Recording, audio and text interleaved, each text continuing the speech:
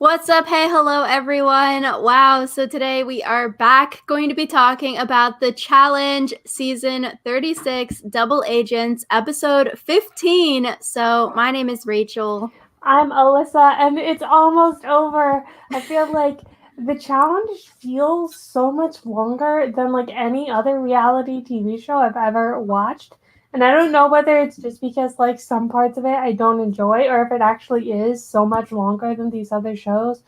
But man, oh man, I am very glad that the end is in sight.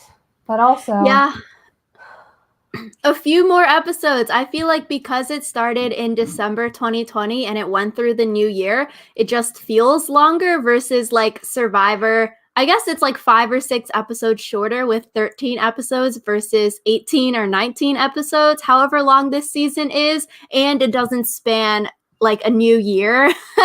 So I feel like it feels way longer because we hit 2021 while watching this. yeah, and I think also just the state of the world right now makes everything seem like both longer and shorter than it is. Time is just, it's been weird since March of last year, so. Seriously, it's almost April 2021. I'm like, where did these 4 months go? It's wild. Yeah, so the challenge. This was one of the more interesting daily missions, I feel like, because they jumped out of a plane, and I'm just like, what the heck? I feel like this is one of those challenges that is specifically made for the people who are afraid of heights to not be afraid of heights. And I just feel so bad because it's been established that like several of the agents are afraid of heights. And this is just a side note, but why would you go on the challenge if you're afraid of heights or if you're afraid of being underwater? Just because, like, don't you know that these challenges could involve heights or swimming? I guess you know that they're going to use it against you, especially heights, because that is something easy that you can exploit for TV. And honestly, I feel like watching people be scared of like skydiving or heights is good TV. It's like fun to watch in a way, but also like not fun to watch in a way because you can tell that like certain people are so scared that like they think that they are about to die or something. But I agree. I thought that this puzzle challenge was really cool, especially after you get to skydive and then you look at the puzzle key. I don't know. I thought it was going to be harder than it was, maybe. I went skydiving a few years ago and like someone had a confessional there. Like they were sort of sad that they put Big T right by the door of the airplane because let me tell you all, that door, when it's open like that, is so scary. When the wind is gushing in, you see the ground getting smaller and smaller. So like 100% agree like that door being open and seating closest to the door is the worst part. So I felt so bad for Big T, especially because she's so scared of heights, but like really good on Big T for doing it because she could have chickened out previous seasons of the challenge. When there is a skydiving challenge, people chicken out and they don't do it. So like kudos to Big T for doing it. I feel like it's interesting because you're strapped to someone else because none of them are professional skydivers, and so like they can't like pull their own parachute or anything. And so I feel like at what point do you tell the person you're strapped to like no, don't do this? And like is there like a safe word or something? Because I feel like a lot of people are like, oh, I'm really scared, but then eventually do it. So how do they know when it's like normal, oh, I'm really scared, versus when it's like actually do not jump out of the plane? Yeah, I guess while you're up there, if you're sitting in the door about to go and then you're like, no, I can't do it. Like they can't just push you out, the tandem instructor. So I feel like at that point, if someone says like, no, don't, then you have to like go back into the plane or on the flight up, people have like chickened out and they tell the instructor like, yo, I am not jumping out. Like I'm taking the plane back down. And like when that happens, TJ is sort of poopy on them, which is like, sort of true, I guess, because you're on the challenge. I think, skydiving isn't for everyone, but you are on a TV show similar like The Amazing Race when people have to do like heights challenges like bungee jumping or like walking across canyons on a tightrope. Like you're on a show, so I feel like you sort of need to push yourself, even if this isn't something you would do in your everyday life or like ever want to do. But like, I feel like from my personal experience skydiving, the flight up is so scary once you're out the door, and like for the 3 or 4 seconds when you fall out the door, it's so scary, but after that you're like fine-ish, but the whole way down is scary. I feel like the thing would be when you're doing the like ordering, you put the person who is most scared at the back so they have the longest time to chicken out.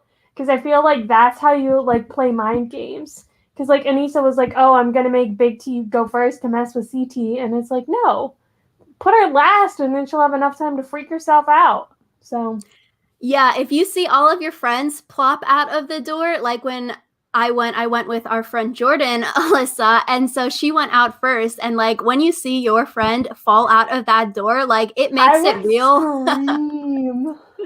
Like you know you're coming up, you're next. Like the instructor is going to start waddling you to the exit, the door to fly out. And so yeah, I think seeing other people fly out psychs you out in a way, and it's like, okay, for if you go on your own, you pay so much money, you can't really chicken out, but like also on the challenge, you can't really chicken out even if it's free technically because you're on a TV show, but like TJ would be so disappointed in you if you didn't do it.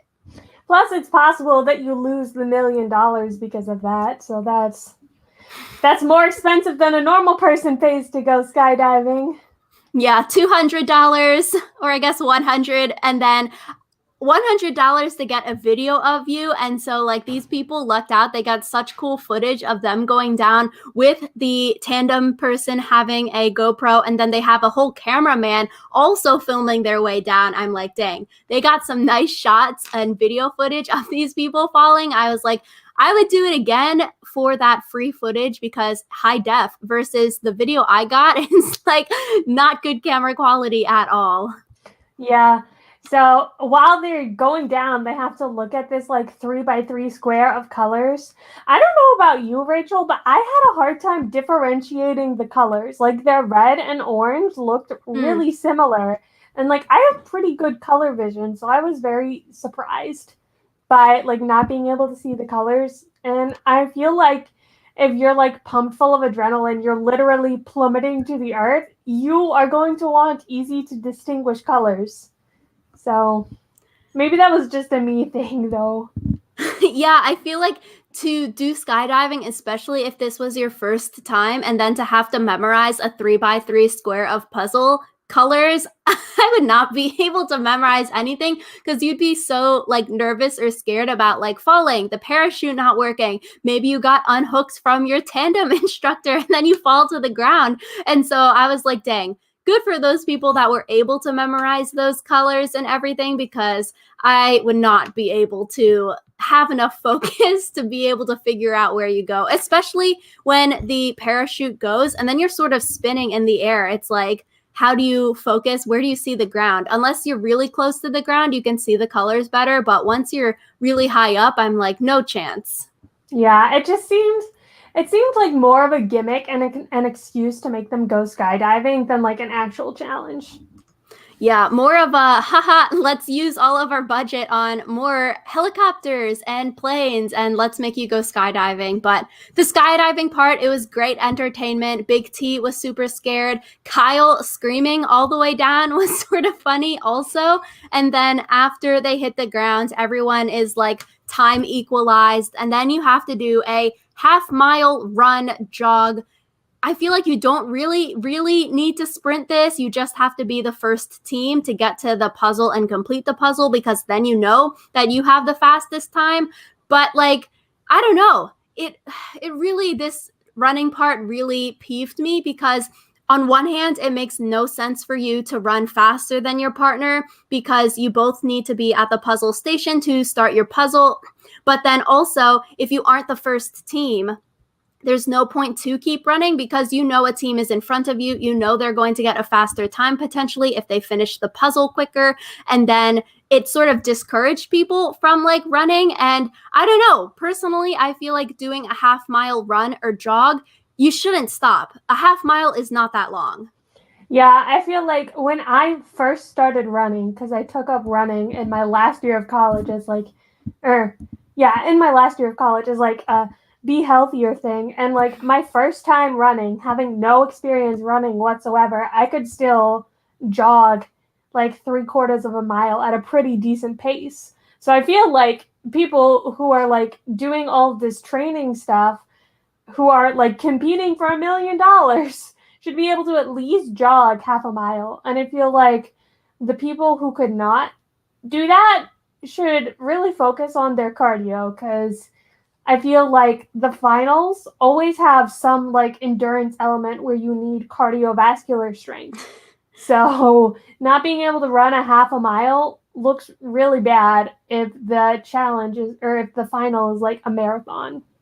Yeah, 100%. Like half a mile is 2 laps around any standard track, 4 laps is a mile. And I would say me and you are like standard athletic ability, probably, we're definitely less athletic than like the people on the TV show, but like we're not competing in any kind of fitness television show. And it's like me and you did sports and stuff in high school and whatnot. And I feel like me doing sports and like working out in college, like you run a mile at least if you're going to work out. So it's like half a mile is just, it was just so sad to see on the show. And people are like, oh yeah, after you skydive, maybe you can't run that fast. But I'm like, I don't know. Maybe it was just me, but like after skydiving, I was so hyped. Like you are just so nervous. It's so much adrenaline that I would be like, let me go run a marathon because I feel so anxious. It's like when you drink too much coffee and you just feel nervous. And I'm like, you got to burn that off.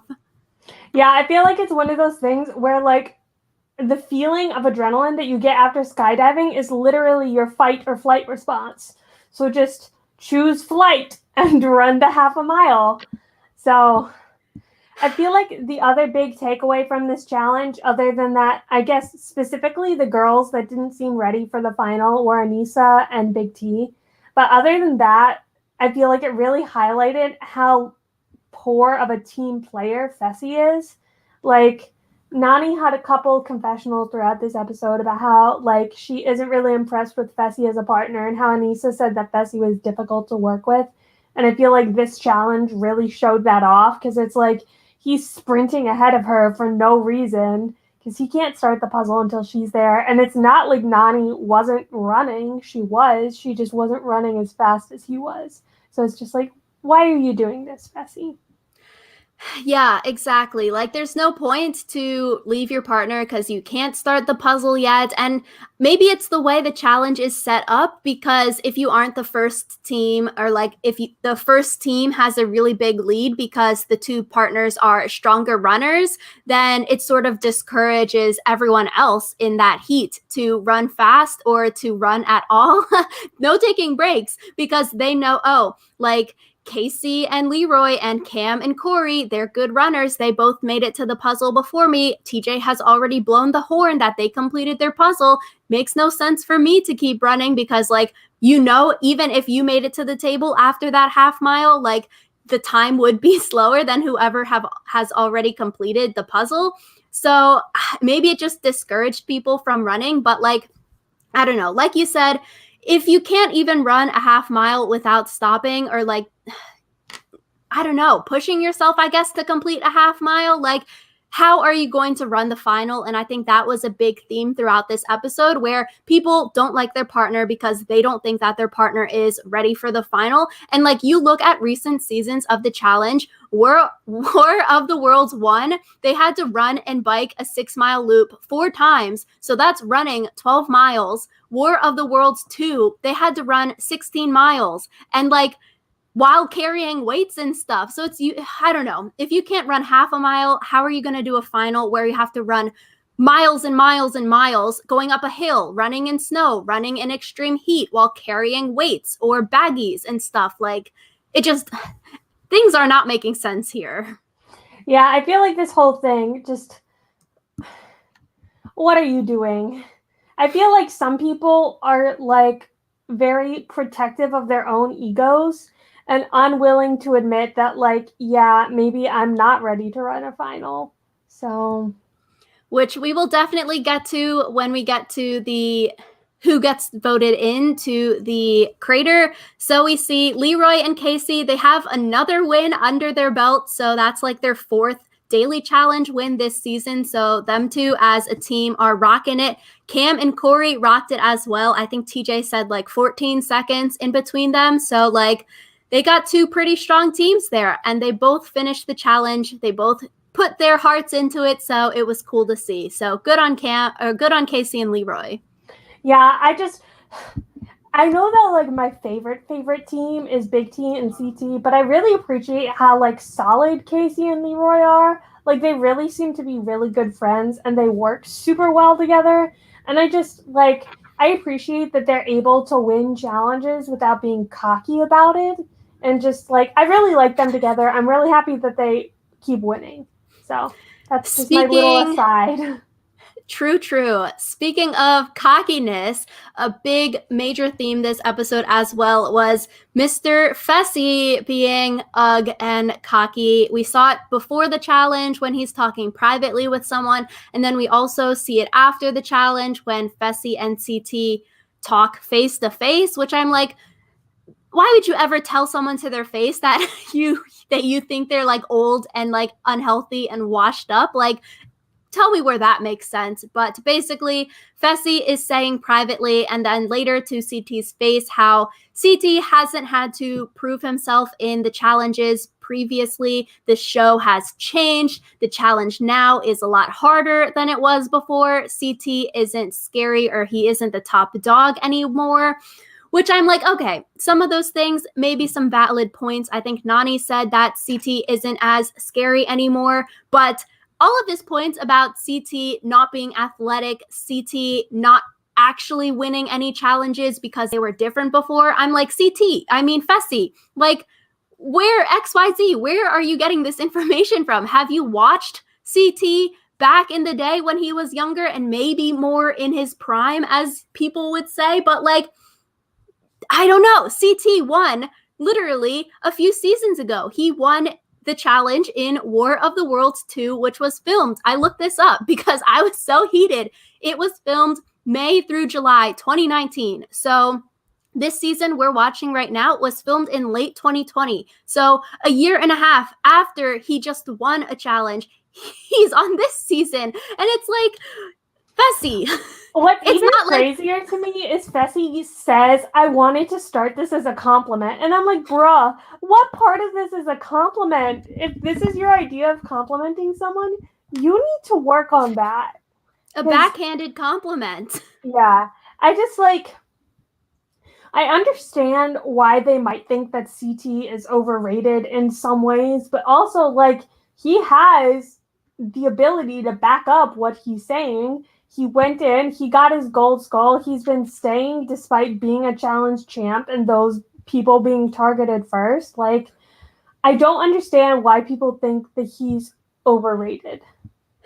I think the biggest problem and why people are so mad at Fessy this episode, it's because I don't think Fessy has proven himself in the challenge, even though Fessy thinks he's like so great, he's so big, he's so strong. But like CT has proven himself in the challenge. He has 3 challenge championships. He's been on so many seasons. He's won a lot of things. And so like to go against someone who has that challenge resume, it's like, what are you doing? And I don't know, I feel like Fessy thinks it was in like 2005 that CT won, but like he won a few years ago. And then Fessy's whole argument that CT beat easy competitors, it wasn't really a like real challenge. But Cam and Leroy were both in the War of the Worlds 2 final with CT. So you're already going against people that are in this same season that you're in now.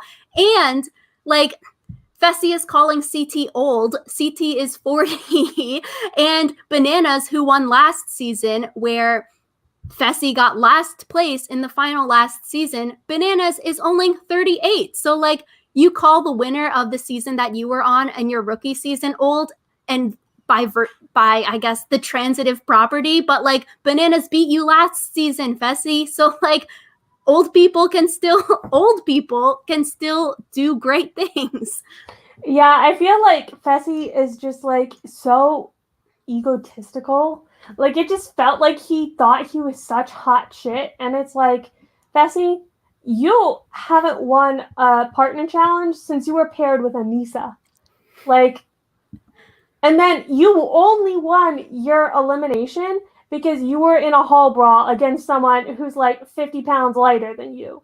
You're not that great. Like, It's the resume thing. Like, where is Fessy's resume? And so, like, crapping on the challenge is different now, but like people in this season that we're in right now, Fessy lost last place in last year's final to Kyle and Corey. Kyle and Corey are both still in this season. So like his whole argument that the challenge was different back then, like all the people that were in recent seasons of the challenge that he lost to or that CT won against are in this season. So like make it make sense. It doesn't make sense. And I feel like Fessy knows it doesn't make sense. And that's why he started like calling out CT and being like, oh, you're so angry. You're so angry. Because it's like he would rather focus on CT being angry than like the truth or lack of truth behind his claims. So I wonder if like, I don't know, Fessy just needs some humble pie. I wonder if he's doing this just to get like airtime or to get a rivals partner with CT. So it's like you poke the bear, like you expect CT to not fight back when all of your claims are like unaccounted for. It's like, I don't know. Is he just like that not intelligent? Why would you say those things to someone's face if it was a compliment? And he really meant it as a compliment, there you could have worded it different or maybe framed it like, hey, CT, like you're one of the greats. I wish I could be like you and emulate you. I want to win as much as you win, not like you're old, you're washed up, you've gained weight. Like I'm your replacement. Like, it's just, I truly don't understand. Because also, if this was meant to be a compliment, if you see that CT is starting to get like irritated or take offense, walk it back. Don't like keep on yelling at him.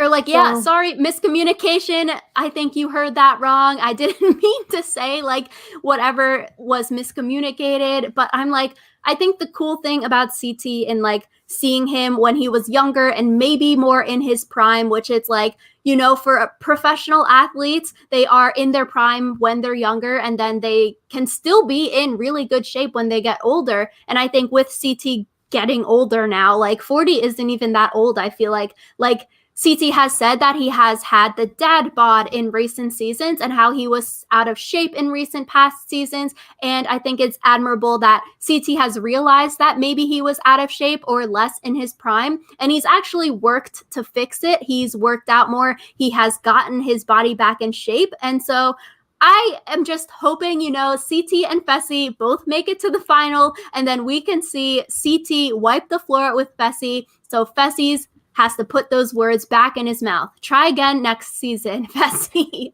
Yeah, I just, like you said, I feel like Fessy definitely needs some humble pie, and I feel like CT could be the one to serve it to him. So, yeah.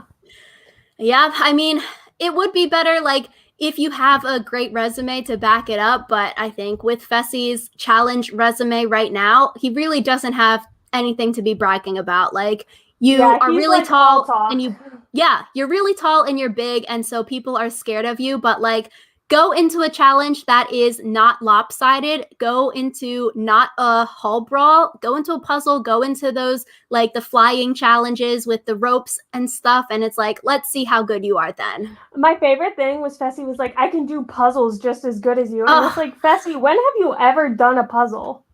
Yo, like, I wrote that in my notes. He says he's smarter than CT, faster than CT, and he can do math and puzzles better than CT. And I'm like, math and puzzles? Please explain. I mean, at least in that one running the mini final challenge, him and Anissa did complete that puzzle that was at the middle of that challenge and didn't time out. So like, maybe that was him doing the puzzle, but maybe it was more Anissa doing the puzzle. I'm like, from Big Brother, I'm like, I don't see your puzzle prowess. Maybe he practiced. I don't know. I just feel like Fessy was talking such a big game for someone who doesn't have anything to back it up with. So yeah, I think Fessy, all the fans might be like eating their words. If you do really well in the final, you beat CT in the final, and then we can all give you a pat on the back, and then you have maybe proven yourself. But yeah, right now, you shouldn't be going up to the big dogs and like bashing them. Yeah, especially just like, why CT too? Like, I feel like there are other vets that you also could have like shat all over. Why specifically CT? Because I feel like CT wasn't even doing anything I would consider particularly cocky this episode. Like, he was just vibing. And I think, it is impressive. Fessy made it to the final last season on his first season ever. That's pretty impressive. He's on track to make it to the final this season on his second season ever. I was watching Angel Cake Entertainment on YouTube's like recaps of the episode, and I think he had some stats about the other people on this season, and I think he said that Corey also made it to like the final on his first and second, so his rookie and second season. So it's not like it is impressive, but also people on this season have similar stats to you, Fessy. So it's like you're making things up that like other people have also done. And Casey, she's on track to make it to the final her second season too. So it's like, I don't know. Casey has had a much more impressive track record this season than Fessy has. Like, I'm just going to come out and say, I feel like Casey has been crushing this season, and Fessy has kind of just been making drama. Yeah. So. Fessy, I feel like maybe he just wants to be invited back more because he knows fighting CT will probably get him screen time. It gets people to talk about him, and so that is going to get him invited back. So really, we're just playing into his game by talking about him right now. Yeah, seriously, he bamboozled us. But I think it is interesting. It will be interesting to see if CT is correct and CT wipes the floor with Fessy in the final, or if Fessy is correct and Fessy is going to wipe the floor with CT in the final. And that is what I'm looking forward to. Who is going to come out on top of this like one-sided feud? Yeah, and also like I want to see where Fessy goes after this, because I feel like CT has won multiple challenges, right? This is his, I don't know, stats are not my thing today, I guess. But like he's won twice, 3 times? I think 3 times, yeah. Yeah, this is his 4th chance to win, or was he in more? I don't know. Either way, CT has won more times than Fessy has played. So I don't get it. Yeah, if Fessy wanted to give a compliment, like we've said, you got to change the wording. Just be like, I admire you so much, CT. I love you. I grew up watching you or whatever, even if it's a lie, I guess. And just say, I wish I could be like you, CT. Show me the way. Maybe we can train together and I can win like you win. I just want to win. Yeah, there are so many better ways to do this. So after me and Alyssa are so riled up, we see Amber B is rogue from last week's episode, so she can't be thrown in. And so everyone is basically automatically, since Alyssa didn't win the daily challenge today, we are going to throw Alyssa in. And this is what we said last week, because the powerhouse, like the powerful people in the house are Casey and Leroy, and because of their partnership, you have to include Cam, Leroy's girlfriend, and then Casey sneaks off and she protects Fessy. So that is like potentially, that's 3 teams right there. And Leroy is super close with Nany. We hear them call each other siblings, sister, brother this entire episode. They've known each other for like a decade. And so by association, Nany is also safe. So who does that leave out? People that aren't in those partnerships, which is Alyssa and Kyle. So I'm like, yes, they're finally realizing what we saw last week. And so I thought good on Alyssa for realizing this also, and then trying to get the votes to put Nany in, because she realizes that the power group is in the house, and Cam, the other female up for elimination because Casey is the double agent, Cam is not going in. Leroy is not going to vote his girlfriend in. So like Nany is the only other person. So good on Alyssa for realizing that and trying to do something. I was going to say, I feel like Alyssa could have tried harder.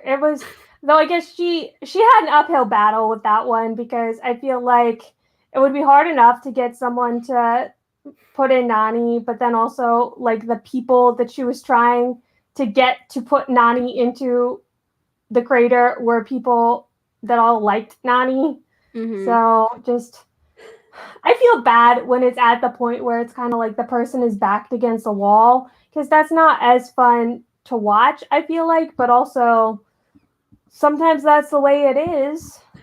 I agree. I feel like there wasn't really anything Anissa could do to get Nani thrown in because Nani has those relationships within the house.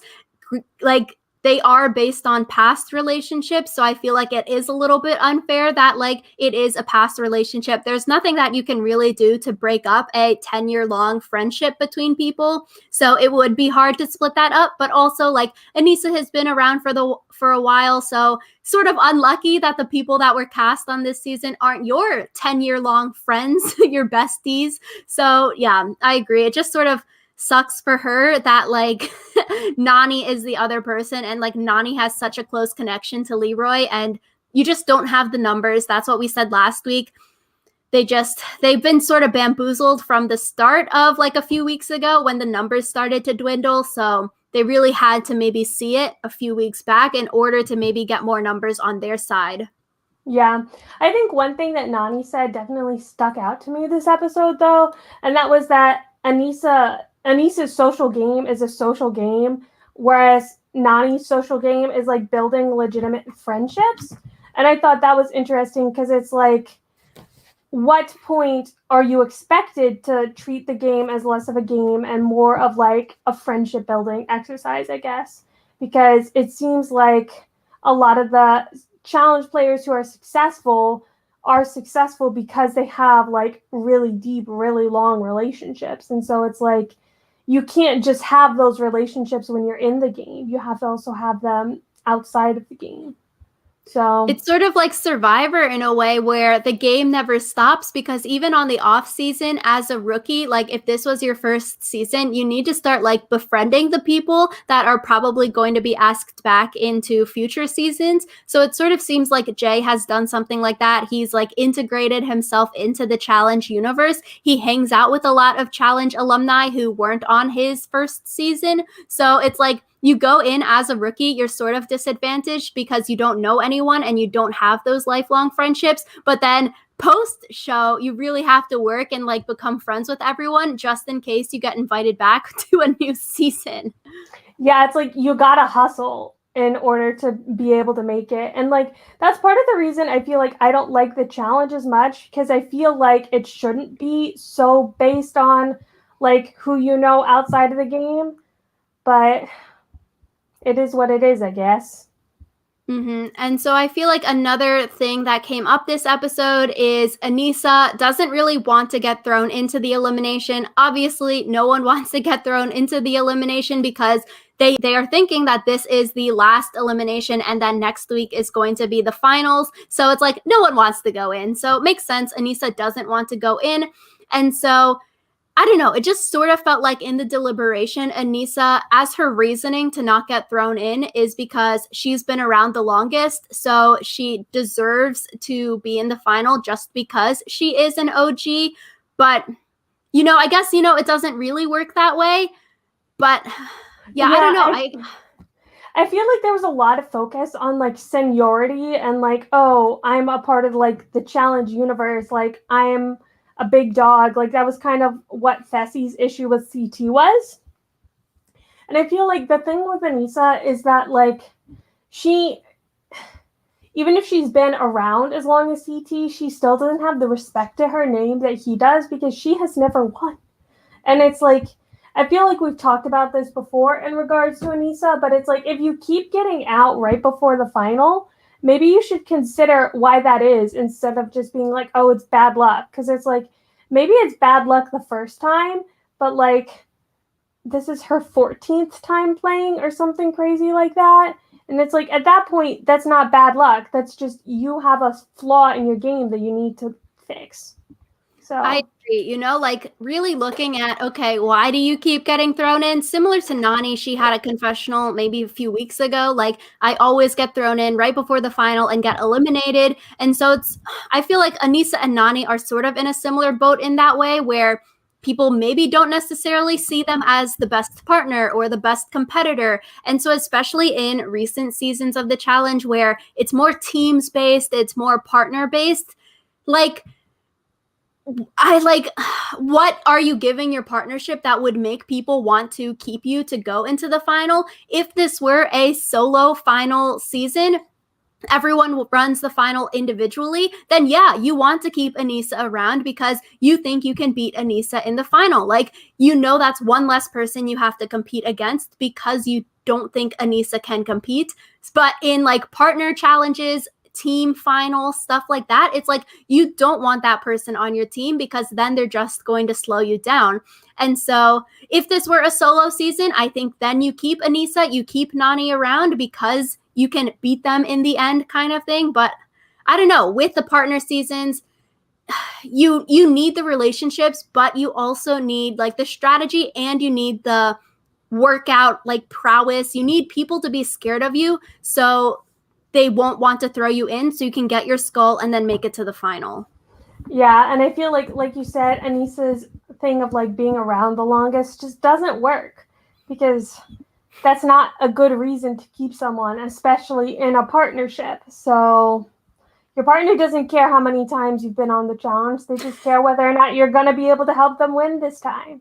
Yeah, what are you giving to your partner? So it's like you could be really good at puzzles. That might be a check for someone to keep you around. Maybe you can run really fast. That's a good thing to keep you around. You have good endurance. And so compared to the other women this season, people don't think that Anissa would be a good partner in the final. And that's another thing we saw this episode. Both Kyle and CT low-key want to go into the elimination to get rid of their partner, to get a new partner before the final. So they don't really want to be partnered with Big T or Anissa. We see Nani want to go into the elimination or just get rid of Fessy and somehow switch partners, but she doesn't want to go in with Fessy to the final. So we're really seeing people get down to the nitty-gritty of, can I work with this person and can this person help me win the final? And yes, we see people being hurt by like, my partner wants to get rid of me, but also if you think about it, $1 million is on the line. Why would you risk $1 million to like save someone's feelings? There are nice ways you can tell someone that you don't want to be their partner, but like, I don't know, it's $1 million. Like, you have to get rid of the person that you don't think can help you in the final.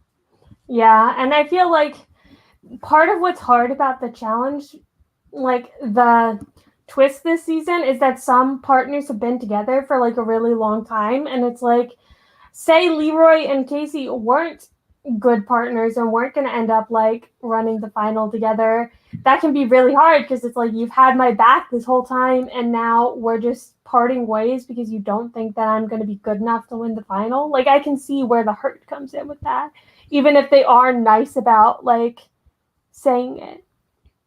So yeah, which makes it interesting. Like, who's going to switch their partner right before the final? And do you risk going into elimination to switch your partner before the final and risk going home? Or do you just suck it up and stick it out with your partner to run the final? So we go into the crater. It's a third time with this same exact challenge. It's the same challenge Ashley and Natalie did in the premiere episode. And then we saw Leroy and Jay do it again. And so same thing as before. This challenge requires coordination, strength, endurance. And I don't know, this challenge this time was just so abysmal. Honestly, it was like Michi not being able to do the slide puzzle. Like, Anissa could barely make it past the first bump. yeah, it was like when they were showing Big T coming back to her and win. lapped her. Yeah, it was basically like being lapped. So I was just like, dang, this really sucks. But like, good for Big T proving herself. I really think she showed people that she's really strong. This is her third season, and she's finally got to go into elimination because last season she got DQ'd. And so coming into this season, I'm happy that she won something. And so good for her for winning. I think it sort of made the people in the stands respect her more, but also I feel like people still think of Big T, since Big T is like smaller, that she's still not a good competitor. Yeah. I just feel like Big T, like, she won this, but she would not have won if she was not competing against Alyssa. So, sort of similar to Leroy and Jay. If Jay went against someone that wasn't Leroy, he probably would have won. If Big T went against someone who wasn't Alyssa, she maybe most likely would have lost. yeah. So, it's just hard in the challenge because sometimes you get dealt a crap hand. Like, you get put in an elimination against someone who's, like, much better than you, even if you're not bad. So, Because I think if Alyssa got like the same challenge that she did against Tori, or another challenge that required like more muscles or like weightlifting or like endurance, I think Alyssa could have beat Big T, especially if you like had to do stuff with heavy weightlifting, like carrying stuff around or like tug of war or something. I think Alyssa would have won. And Alyssa had that confessional at the end, like this is the challenge that she couldn't think that she could do. So like this is the one she didn't want. So just dealt the bad hand here, and this is the one that she couldn't do. yeah, but like we said, if she's dealt a bad hand like every season where she comes up on a challenge where she can't win it, maybe it's not actually the challenge's fault. So, yeah. So Big T wins, and so Big T has the option to switch partners. Kyle, so smart this season. Kyle had the right idea. 100%. Kyle says, Big T, you need to switch partners. Kyle sees the power group in the house. Like, Big T probably should have picked, I guess the only guy left would be Fessy, because you can't pick Corey, because then you and Corey would just get thrown in next time. Corey is only safe right now because he's partnered with Cam. So she should have picked Fessy, so at least you sort of break up the Big Brother Camroy powerhouse alliance, and then it's more tricky next week when you have to vote another team in, because TJ says like there's more eliminations happening and whatnot, but because Big T stuck with CT, Big T and CT and Kyle and Amber are the easy votes to go in next week unless one of them wins the daily challenge. Like the Camroy Big Brother team plus Nani are going to stick together. They're going to vote those two teams in. Like, Big T needed to pick a new partner in Fessy. Yeah, and I feel bad for her because it's like, I feel like she would kind of look bad if she immediately switched away from CT. And then also, Fessy isn't that great of a partner, as we've discovered. So, yikes. Yeah, I guess it's like strategy versus do you stick with CT and someone that you've worked with all season, or do you go strategy and maybe you work with a new partner, you don't get along well with Fessy or something like that, but maybe it makes you safe next week because they don't want to throw Fessy into the elimination, and the Camroy Big Brother team saves you because of that. So I don't know. Big T, it was like really interesting because she alluded to it in her ending confessional. She was like, I hope I can keep my my skull for a long time. Like, I hope I can hold on to it. And so that really makes you think that she's going to go into another elimination because she's partnered with Big T. I mean, CT. Yeah. So I guess I'm kind of interested to see why they decided to not just immediately go to the final when they had everyone have a gold skull. Because then it seems kind of like, again, what was the point of getting a gold skull if you can have one, have everyone in the house have one, and the final still isn't triggered yet? Like, what the heck? It'll be interesting next week. So it seems like they're going to go from like 10 to 8 skulls from what TJ is saying. So like last year in the final, they like purged people, like eliminated people in the middle of the final by doing another challenge halfway through the final. So maybe it's another thing like that. But because TJ said you all haven't made it to the final yet, it does seem like there's going to be another daily challenge, but it would be interesting because to go from 10 to 8, you need to have either another men's elimination where a guy goes home or another women's elimination where a woman goes home to get to 8. And then we have a big shakeup in partners. Or maybe just one team goes home, like whoever loses the daily challenge is the automatic purge, and just like that whole partnership goes home. But I would say I would wish there was some kind of challenge right before the final where people can pick new partners, sort of how at the first challenge this season where Anissa won, she got to pick her partner in Fessy first. I wish there was some way that like people could pick partners right at the end, and like I think that could shake things up and could be interesting, but doesn't seem like it's going to happen. It would be really interesting because then it's like the solid groups who like expected to go to the finals together don't get to do that. So I guess I'm looking forward to finally getting to the final because I feel like it's been such a long slog. I feel like I've been saying this for the past like month. But Jesus, I want this to end. Every time I sit down to watch the challenge, my parents are like, "You're still watching that show?" And I'm like, "Yes, Mom and Dad, I still am watching this show." So, Alyssa, we would have aged a whole year while watching this. We both started this at 22, and we're both going to end this show at 23. Oh my God. That's Lord. Anyways, let us know in the comments down below. What do you think of this Fessy versus CT feud? Do you think that Fessy is going to win? Do you think that CT is going to win? Do you think that neither of them are going to win? Are you as in love with Leroy and Casey as I am? Do you think that they're actually the power couple of the house? Like, forget Camroy, Case Roy is where it's at. I guess did you just make up that ship name? Yeah, I did. I'm super fast. I got the mental agility. But as always, we love to hear from you guys. And we'll see you guys next week with another podcast.